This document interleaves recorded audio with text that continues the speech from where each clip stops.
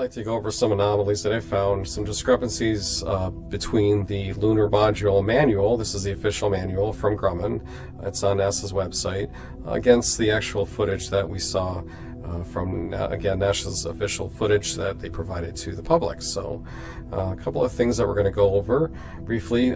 First of all, we're going to go over the lights, specifically the docking and tracking lights, and also we're going to talk a little bit about the hatch. Okay, so are these absolute foolproof things that we can validate and verify? Of course not. No, we don't know for 100% with 100% certainty that we did or did not go to the moon. So I just want to throw that in. I'm not saying we absolutely didn't go. So the first thing we're going to look at are the lights. Okay, so the LEM actually has a series of lights. All right, so what are these lights? All right, we're going to look in a little closer here.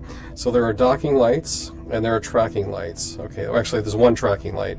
That's the big circle above the forward hatch. That's the hatch that the astronauts supposedly exited the craft and walked around on the moon in their EVAs. And to the left and right of the big circle, which is the tracking light, are little docking lights. Okay, so these docking lights are less powerful than the tracking light. The tracking light is a strobe. And here's just an actual picture of these lights, these three lights. The big circles, the tracking light, and the little ones on the left and right are the docking lights. Okay, so what are these lights? What are they for? All right, well, we're going to have to find out and do some more research to get a little more information. All right, so let's go to the manual. So, all right, so we're going to go to the manual and read the lights. So the docking lights and the manual say that the purpose of the lights are to help orient, provide orientation and prevent gross attitude determination relative to the line of sight through the command service module windows. Okay, great. The tracking light is also a strong tracking light, electronic assembly, blah, blah, and it has a 60-degree beam spread and has a flash rate of 60 flashes per minute. Okay, so that's one flash per second. All right, so, all right, now we know in airplanes and navigation that lights are visible from very far away, miles and miles away, right? So we can see, even if we don't see the plane itself, we can see these lights flashing. So we know that lights are very important for navigation, just even in our atmosphere, let alone in space or orbiting the moon. So let's go to the official NASA footage now, and we're gonna try to find these lights. In particular, the tracking light, the one flash per second we're looking for, right? So this is going to be the Apollo 1122-D Delta reel here, 16 millimeter film, dated July 11th, interestingly enough, 9 days before Apollo landed. So here we go. So here's the lunar terrain traversing from the lower part of the screen to the upper part of the screen at a very rapid rate. So somewhere in this picture is the lunar module. We don't really see it yet. If you look very closely, zoom in, there's a flash there. We just saw one flash, the little speck on the kind of in the middle left there. If you look really, really close, maybe somebody with a big monitor can see, there's another flash. Okay, we see another couple flashes, another flash. Okay, so now you're saying, all right, well, it's flashing. It looks like it's flashing to me, so. All right, well, that's fine, but, the LEM kind of disappeared. Another flash there and kind of went off the screen. So, here it comes back. All right, so still kind of a speck.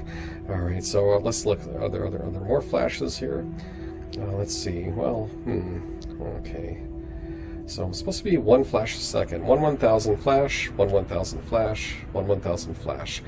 We're not seeing that. So that's the issue here. So we see random flashes here and there, kind of like someone's toggling a switch on and off. Okay, there's another flash there. Certainly not one a second, not like what the manual says. So it's really hard to believe that the manual, why would engineers put that in the manual if it wasn't true? I would have to believe the manual's true because they wrote it. It's their manual.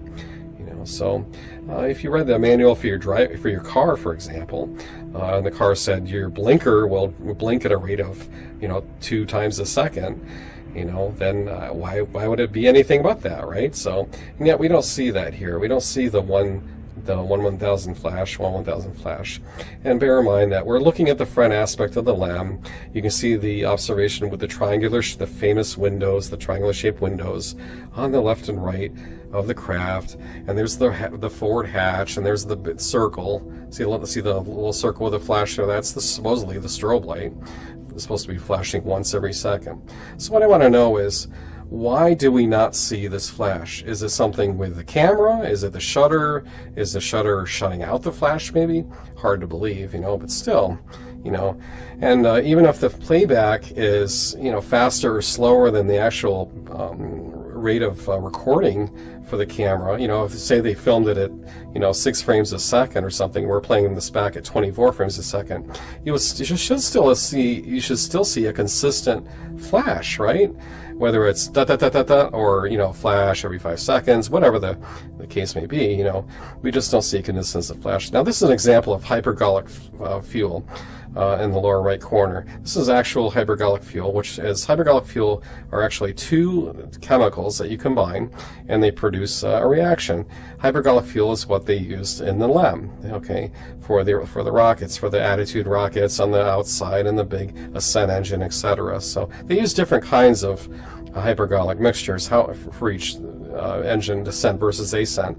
However, the takeaway here is that hypergolic fuel is very smoky, and it's even in a vacuum, it doesn't matter. It'll produce smoke regardless.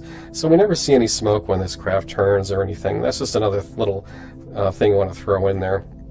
So it has nothing to do with the lights, but it's kind of interesting. You would expect to see with a hypergolic rocket with RCS thruster assemblies and what have you, that you would see plumes of smoke every time that they would change the attitude of this craft, so but we don't see that. So all right, so that's pretty much it. So the lights, kind of a mystery there, kind of a major discrepancy. Someone please explain that to me. Okay, now moving on.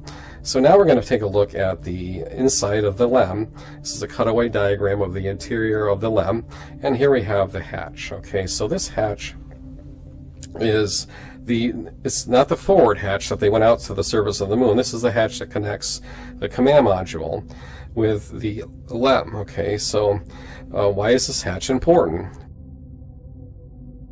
Alright, so let's see. Elastomeric silicone compound seal is mounted in the hatch frame structure. When the latch is closed, a lip near the outer circumference of the hatch enters the seal, ensuring a pressure-tight contact. A cabin relief and dump valve is within the hatch structure. Normal cabin, this is an important part, normal cabin pressurization forces the hatch into its seal. To open the hatch, the cabin must be depressurized.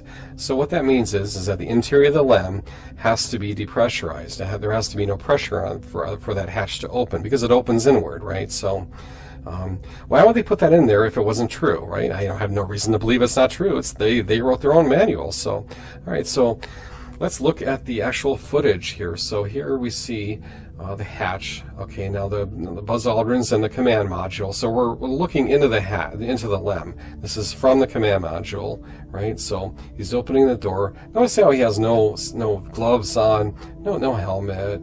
Just kind of calmly opening the door, just like you would open your fridge and get out the orange juice. So just calmly, just swings it right open there. Nothing. It doesn't force open, the papers don't go flying in, there's no whooshing sound that you can tell or any kind of air transfer. Remember that door's supposed to be there's supposed to be no pressure on the other side of that door. So let's listen. Remember, there's supposed to be no pressure on the other side of this door when he opens it. So when you open it, you should hear like a whoosh and things should suck in there. When you open up the doorway, he's waiting there for you and he turns the lights on. How about that? It's like a refrigerator. So it just opens calmly, So does that look like there was no pressure behind that door to you? I don't know. It's kind of a little discrepancy there. So somebody explain that to me. Why is it we don't hear any whooshing or anything like that? So that's pretty much it. Those are the 2 major problems that I have here. So the manual versus the footage. Just things of interest that you may want to talk about or consider looking into. So now there's there's other footage that are interesting to watch. There's other footage, so you just look at some of these clips and you can't help but wonder, is this really a craft operating? It's on the surface of the moon, so and amazingly enough, when the LEM is you know, just imagine it this way, okay? You're on the LEM, okay? Your life depends upon connecting with the command service module from the surface of the moon back up into lunar orbit, okay? You would think that everything that is at your disposal to get your craft attached, reattached, or redocked to the orbiting command module above you, you know, would be utilized, whether it's radar or it's optics or it's strobe lights, you know, everything, right? Whatever they engineered into that craft, you think as a trained pilot, especially a trained military pilot with an exemplary history, you know, would use, right? So, you know, it's in the manual, it's right there.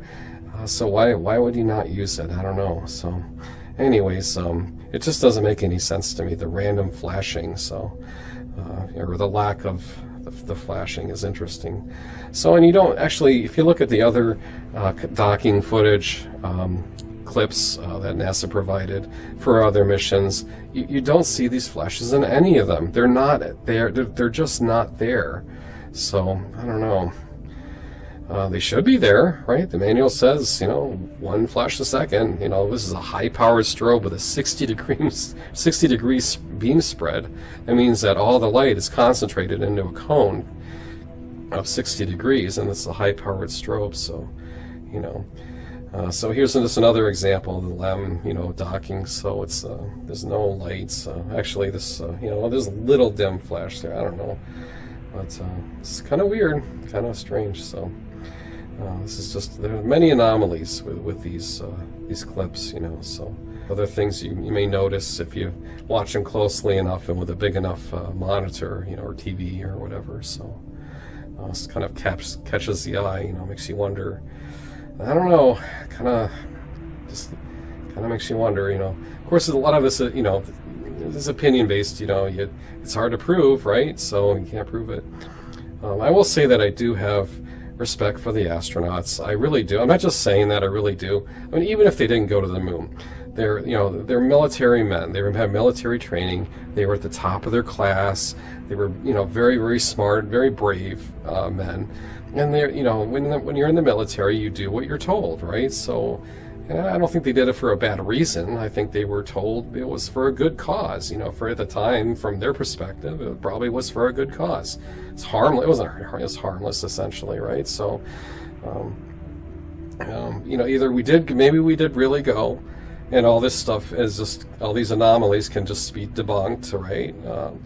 And it's just something we just happen to notice, or we didn't go, and you know, we tried to go. We did our best, but we probably found out the last year or two before launch of Apollo 11 that we just didn't have it to land a man on the moon safely and bring him back. You know, so that's probably, the latter is probably true. You know, so, and that's okay. I think we should put this to bed now. You know, so I think it's time to just, you know, either way, good or bad. You know, so it's just time to just find out what happened.